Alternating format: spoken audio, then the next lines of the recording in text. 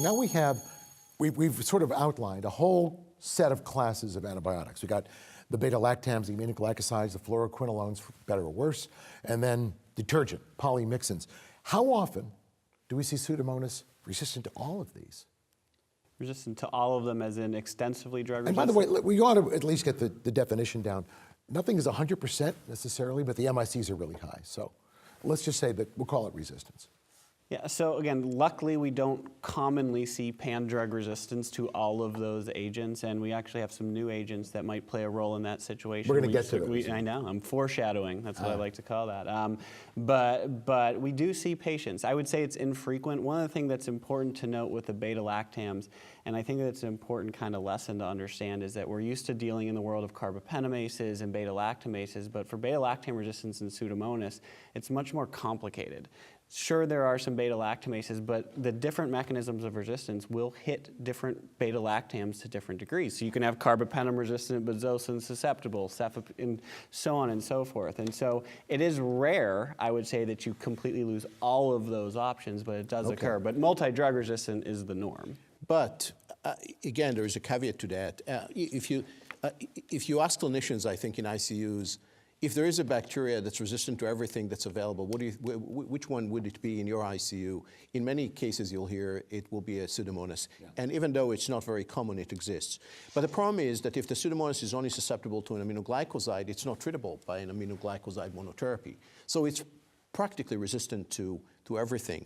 We now know from several studies that were done recently, then when it tests susceptible to the polymyxins, colistin, for example, at least in one study that was published recently, in half of the cases it was actually resistant and susceptibility was misread. And so you don't really know. And another factor that's really important, Pseudomonas is one of those bacteria. We talked about resistance in Pseudomonas, but what's important is that Pseudomonas is one of the most capable bacteria of developing resistance on therapy. Absolutely. So what you start with is not necessarily, right. So you start with a high inoculum infection, you hit it with one antibiotic and maybe two, but it's not susceptible to both antibiotics. You have a high inoculum of bacteria that divide and mutate, and after 3 or 4 days, and if you look at different classes of antibiotics that are most vulnerable to this development of resistance on therapy, the carbapenems are actually the most vulnerable for that. And so you have to take all of those. And so, again, you have to tailor the treatment, and if you start the patient on what looks rational, and maybe you have a culture result that guides you, and the patient does not respond the way you would expect the patient to respond, you should think about reculturing, you should think about changing your antibiotic. You know, somebody once said to me, this is almost a direct quote, if you don't believe in evolution, take a look at Pseudomonas. You know, it's evolving. It's changing to accommodate to its environment in a bad way for us. You mentioned some of the mechanisms of resistance. One of them is this wall, this brick wall that it develops.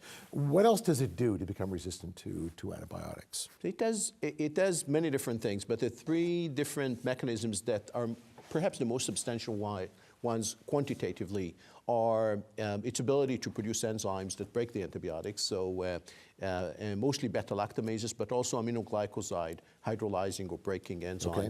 And that may be, and in some institutions, this is the main mechanism of resistance. And as we are going to discuss the new antibiotics coming to the market with those bodyguards against those enzymes, you'll see that those antibiotics are very, very good in some institutions and not the best in other institutions, depending on. So producing an enzyme that will break the antibiotic is one approach. And of course, to protect the antibiotic, you can give the antibiotic with a bodyguard that will prevent the enzyme from breaking the antibiotic.